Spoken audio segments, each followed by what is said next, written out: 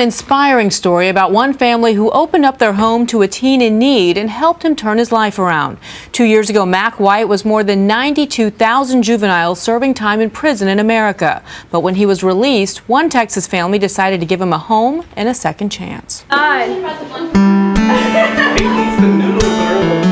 Dear Father, thank you so much for all the blessings you have bestowed on everybody in this room. It's a typical dinner for Carmen Studer and her family, but there is nothing typical about the story behind this family.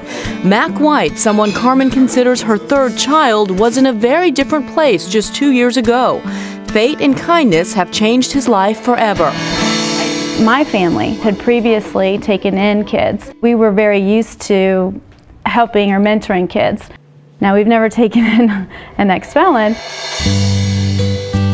When he was 16 years old, Mack White was sent to a maximum security juvenile prison in Gainesville, Texas for aggravated robbery. In 2008, the Grapevine Faith High School hosted a team of inmates from the prison for a football game.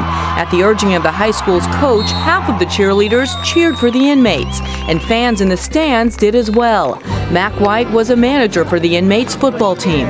Local filmmakers decided to make a movie about the inspirational story. When they went back to interview people at the prison, I was listening to people that was telling me to do wrong. Mack White was one of the people they met, and word filtered back to Carmen Studer, who was one of the producers. The people that came back to me were talking about Mack. Mack stood out. The staff talked really highly of him, and so everybody wanted to help Mack. After they met, Mack was stunned when Carmen and her family invited him to come live with them, mentor him, and show him love he'd never known. It was a slow process, but gradually Mack opened up. The way I'm looking at you now, like when I talk, I used to talk like this and just be talking. And she would like do like this. I put my head down and I'm like, you see this? I'm like, come up here. You know, bring your eyes up here. You be like, all right, I'm just gonna look at you because I would rather look you in your eye than had you looking all up my nose and stuff like this. So I was like, I'm just gonna give her what she wants. And she wouldn't stop for nothing. With Carmen's help and newfound confidence, Mack began to model and act. He moved out into his own apartment earlier this year, but most important for him, he started to give back. Regardless of what anybody think, if somebody tell you can't be nothing, don't let that discourage you. That make you should even want it even more. He now mentors and talks to young people, sharing his story in hopes to help them avoid the mistakes that landed him in prison. A lot of people just waiting for a spoon to be handed to them, and that's not gonna happen. Sometimes you gotta make your own spoon. And then after that, you go find your own bowl, and then you go put some food in there, and then you eat out your own bowl. And then if somebody else hungry, you help them. My son's 18, and he's never lost a friend. Mack has been in our life for a year and a half, and he's lost 4.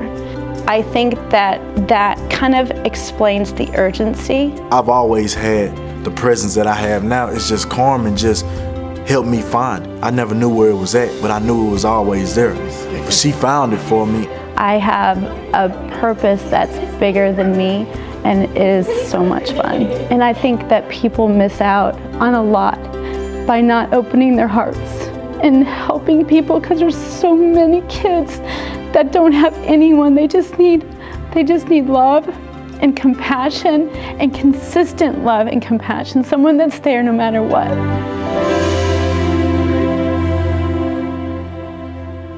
And joining us now via Skype from her home in Dallas, Texas, are Carmen Studer and Mack White. Good to see you. Thank you so much for joining us, and happy Thanksgiving to you both.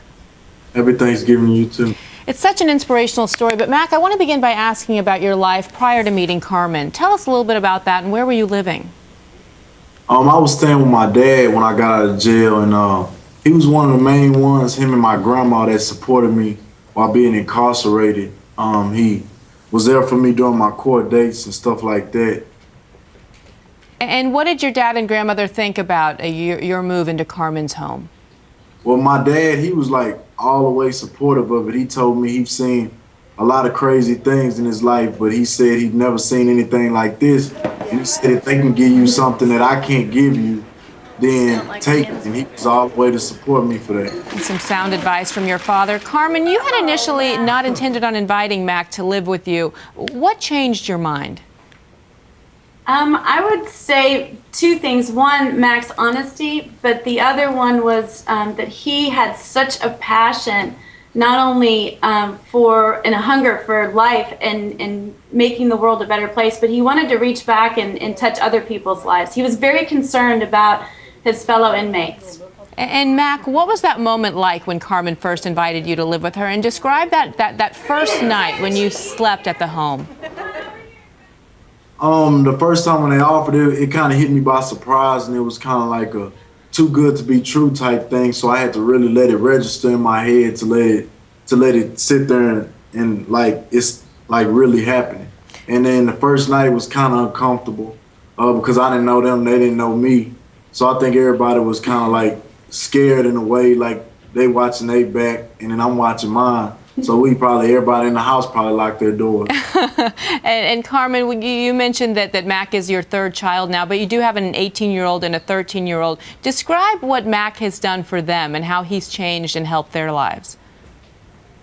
Well, I think anytime you have any child in your house, they add all of the fun that they bring, and then there's some sibling rivalry. But for the cutest thing is, I think my daughter and Mack is very protective of her, and poor girl can't even go to a football game without him guarding all the guys from around her.